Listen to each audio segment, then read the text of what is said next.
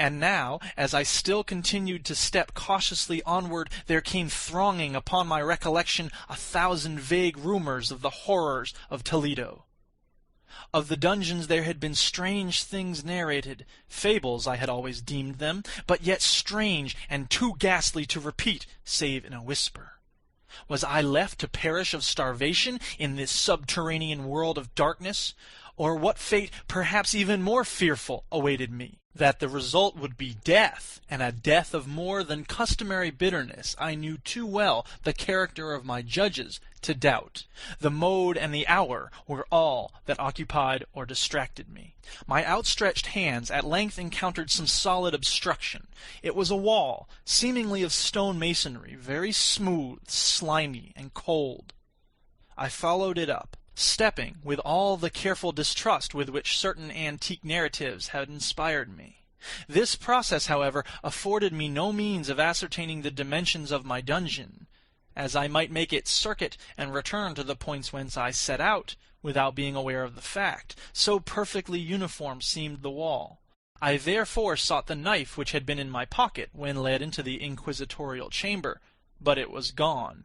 My clothes had been exchanged for a wrapper of coarse serge.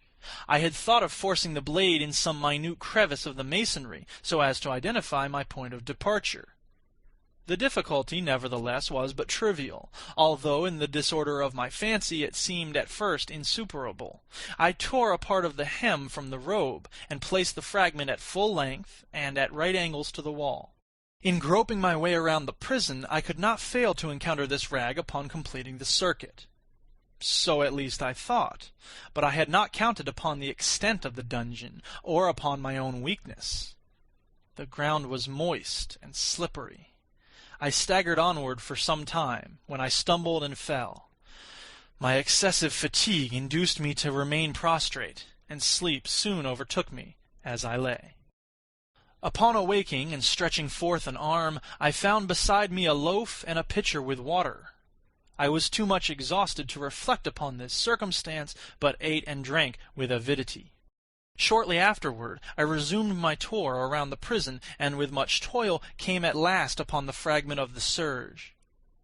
Up to the period when I fell I had counted 52 paces, and upon resuming my walk I had counted 48 more, when I arrived at the rag. There were in all then 100 paces, and, admitting 2 paces to the yard, I presumed the dungeon to be 50 yards in circuit.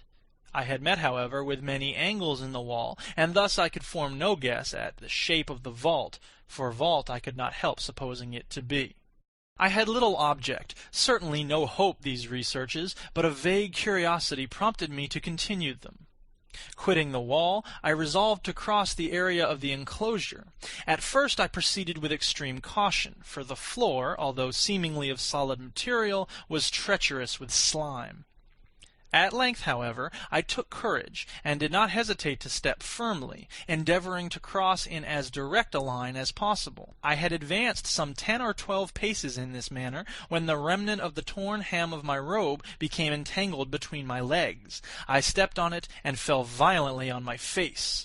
In the confusion attending my fall, I did not immediately apprehend a somewhat startling circumstance, which yet, in a few seconds afterward, and while I still lay prostrate, arrested my attention. It was this.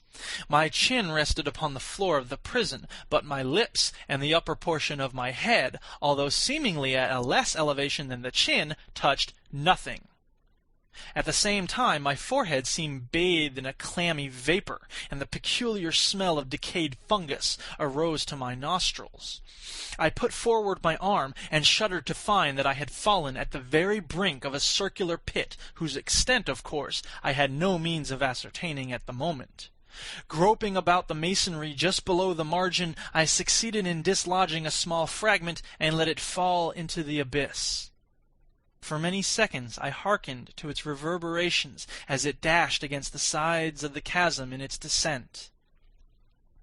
At length there was a sudden plunge into water, succeeded by loud echoes. At the same moment there came a sound resembling the quick opening and as rapid closing of a door overhead, while a faint gleam of light flashed suddenly through the gloom and as suddenly faded away.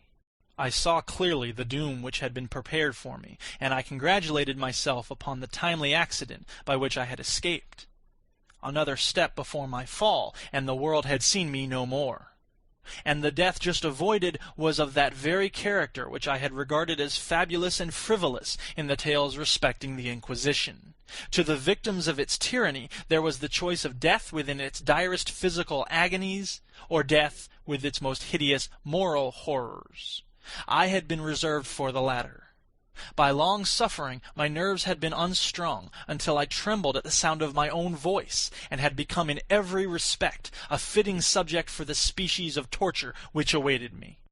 Shaking in every limb, I groped my way back to the wall, resolving there to perish rather than risk the terrors of the wells, of which my imagination now pictured many in various positions about the dungeon.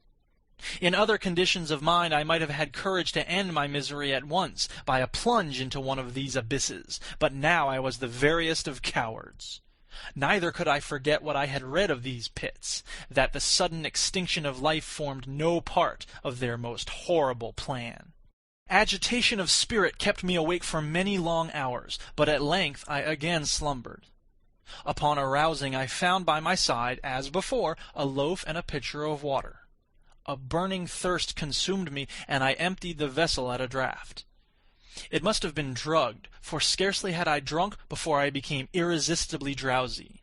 A deep sleep fell upon me, a sleep like that of death. How long it lasted, of course, I know not, but when, once again, I unclosed my eyes, the objects around me were visible. By a wild sulphurous lustre, the origin of which I could not at first determine, I was enabled to see the extent and aspect of the prison. In its size I had been greatly mistaken. The whole circuit of its walls did not exceed 25 yards. For some minutes this fact occasioned me a world of vain trouble. Vain indeed, for what could be of less importance, under the terrible circumstances which environed me, than the mere dimensions of my dungeon?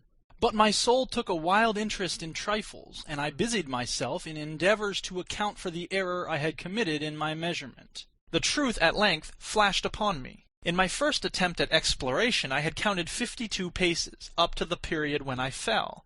I must then have been within a pace or two of the fragment of serge. In fact, I had nearly performed the circuit of the vault. I then slept, and upon awaking I must have returned upon my steps, thus supposing the circuit nearly double what it actually was.